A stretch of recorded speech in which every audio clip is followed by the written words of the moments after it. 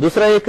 نبی صلی اللہ علیہ وسلم جب مکہ المکرمہ سے مدینہ منورہ تشریف لائے تو یہاں پہ اس وقت یہود موجود تھے اور فوری طور پہ نبی کریم صلی اللہ علیہ وسلم نے انہیں مدینہ سے نہیں نکالا تھا.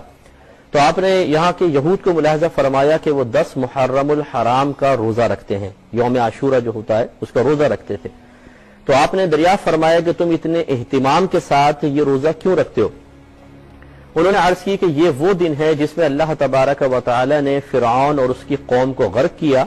اور موسیٰ علیہ السلام اور آپ کی قوم کو ان کے شر سے نجات عطا فرمائی. تو موسیٰ علیہ السلام نے اس نجات کے شکرانے کے طور پہ روزہ رکھا تھا، تو ہم بھی ان کی موافقت میں روزہ رکھتے چلے آ رہے ہیں. جب نبی کریم صلی اللہ علیہ وسلم نے یہ بات سماعت فرمائی تو آپ نے صحابہ کرام سے ارشاد فرمایا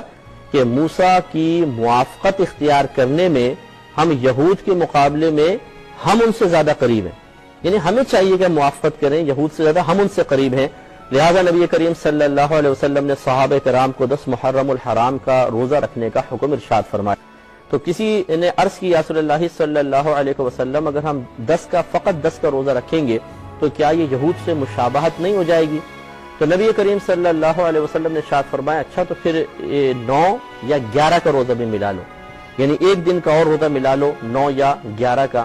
تو اس لیے یہ خود نبی کریم صلی اللہ علیہ وسلم کا طریقہ یقیناً سی بات ہے کہ آپ صحابہ کرام کو ارشاد فرما رہے ہیں، تو آپ نے خود بھی روزہ رکھا اور صحابہ کرام نے بھی رکھا. تو 10 محرم الحرام کا روزہ رکھنا یہ گویا کہ سنت موسیٰ علیہ السلام بھی ہے، ہمارے نبی کریم صلی اللہ علیہ وسلم اور دیگر صحابہ کرام کی سنت بھی قرار پائی ہے.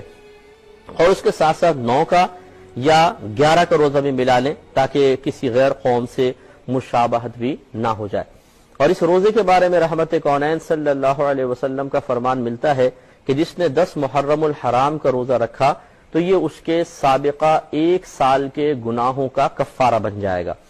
تو آپ دیکھیے 1 سال کے گناہ جتنے بھی ہیں پیچھے سب کے سب معاف ہو جائیں گے اس ایک روزے کی برکت سے. اس لیے کوشش کیجئے اور اگر آپ کے گھر میں دیگر افراد ہیں ان کا ذہن بھی بنائیے کہ اگر کوئی مشکل نہ ہو، ویسے بھی غالباً ہمارے یہاں تو چھٹی بھی ہے، 10 میں ہم گھر پر ہی ہوں گے، 9 میں بھی شاید 9 کی چھٹی ہے، تو 9 اور 10 کا روزہ آرام سے گھر میں آسانی سے کٹ بھی سکتا ہے اور انشاءاللہ یہ فضیلت بھی حاصل ہو سکتی ہے.